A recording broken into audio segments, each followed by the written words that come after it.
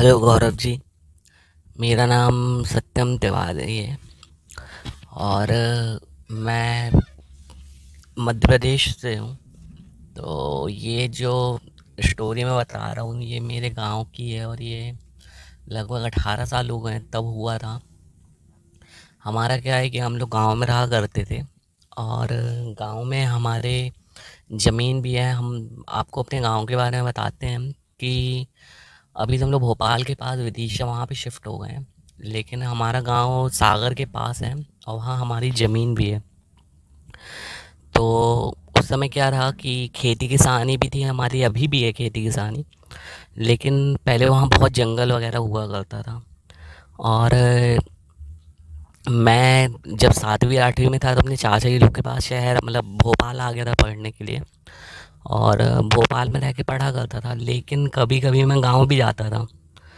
तो गांव में जब जाते थे हम लोग तो पापा थे, दादाजी लोग थे, सब थे, बड़ी फैमिली हम लोग की, और खेत वेत में भी जाया करते थे घूमने घूमने के लिए।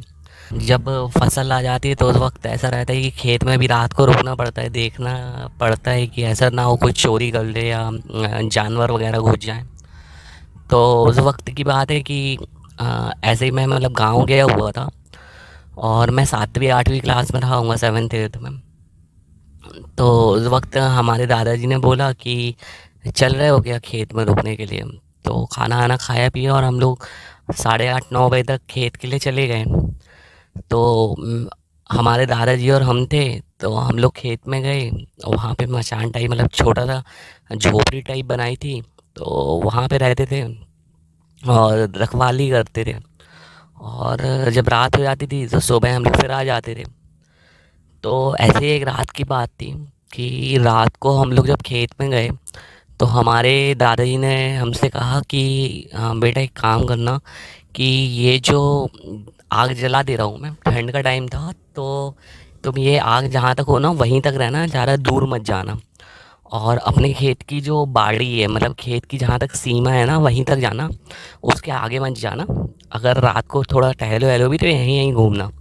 और कहीं भी आवाज़ आवाज़ आए तो जानवर रहते हैं, ये रहते हैं, तो इसलिए तुम मेरे पास ही रहना। नींद भी लग जाए तो ऐसा नहीं कि तुम यहाँ वहाँ जाओ। तो उन्होंने थोड़ा डराया मुझे कि ये जानवर हैं यहाँ पे पकड़ लेते हैं ऐसा वैसा।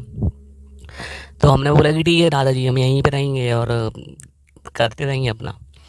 तो उसके बाद वहीं आग के पास बैठ के मैं अपना खेलता खेलता रहा, बुक वुक ले गया था तो अपना पढ़ता पढ़ता रहा। फिर उसके बाद अब खेत में क्या करूँ, बोर हो जाते हैं। तो पूरे में एक तो मतलब अंधेरा रहता है। अब हालांकि हम लोग खेत में बचपन से गए तो उतना डर नहीं लगता, बट तब भी डर तो लगते ही है।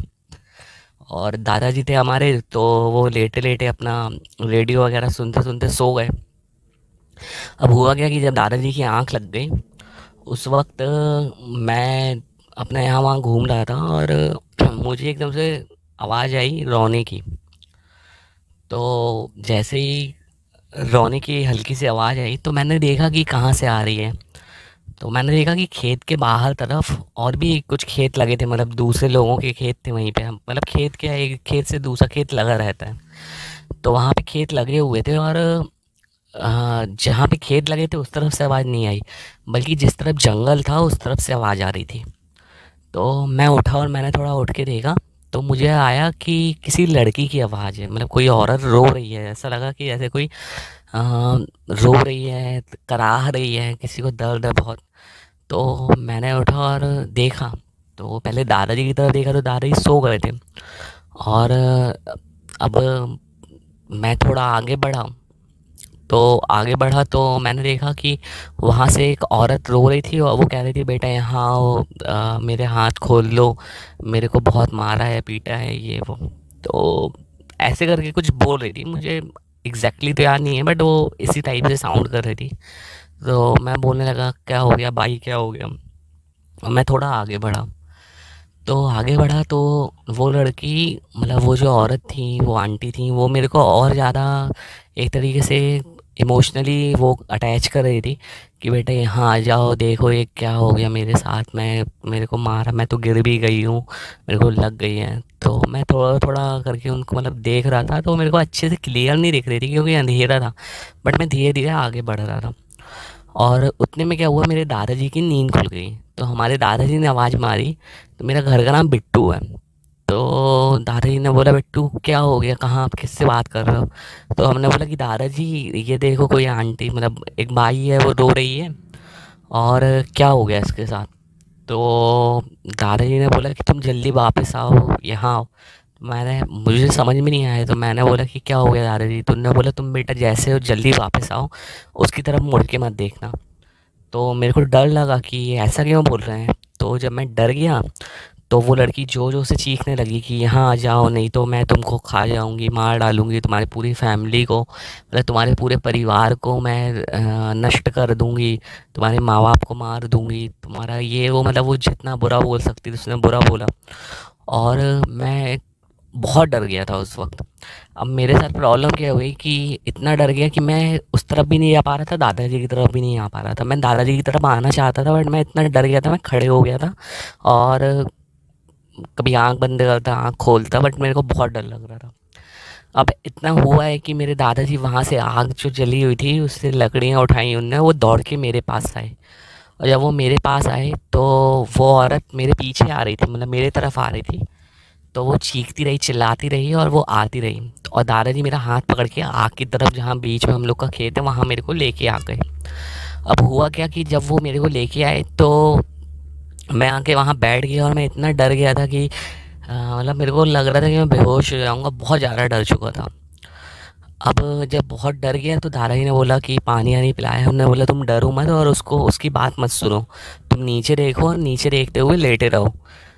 तो मैंने बोला, दादाजी वो है, वो आ जाएगी हमारे पास, ये वो। तो उन्होंने बोला हमसे कि नहीं, वो हमारे खेत में नहीं आ सकती है, वो वहीं से चिल्लाती रहेगी और तुम बिल्कुल मत डरो, तुम लेट जाओ, मैं हूँ ना तुम्हारे पास। अब लेट तो गया मैं, मगर नींद कैसे आई जब इतना डर गया था। तो लेटे लेटे लेटे लेटे मुझे, मतलब वहाँ पे मैं नीचे मुंडी करके अपना बैठा रहा। और जैसे तैसे पूरी रात कटी और धीरे धीरे उसकी आवाज़ आना बंद हो गई। दादाजी मेरे साथ जगते रहे। फिर उसके बाद दादाजी से मैंने बोला कि क्या था वो, ये वो। तो उन्होंने बोला कि बेटा कुछ चीज़ें हैं हमारे जंगलों में आसपास, और ये इंसान नहीं है, तुम डरो मत, ऐसा होता है, अब भी तुम छोटे हो तो तुम्हें पता नहीं था, बट ऐसा होता पहले भी हुआ है, मेरे साथ भी हुआ है, मैं भी जब छोटा था तो ऐसा हुआ है। लेकिन इसमें डरने वाली कोई बात नहीं है, हम तो पूजा पाठ करते हैं, हमने किसी का बुरा नहीं किया, ऐसे करके उन्होंने हमें समझाया। और जब हम लोग घर आ गए तो फिर पापा लोग को बताया कि ये बहुत डर गया है और ऐसा ऐसा हुआ था रात को, वो आई थी ये वो। तो पापा ही लोग ने भी बोला कि इसको ले जाने की ज़रूरत नहीं है, छोटा है अभी ये वो। और उसके बाद फिर मैं भोपाल वापस आ गया चाचा जी लोग के यहाँ। और उसके बाद मैं 6-8 महीने तो अपने गांव नहीं गया।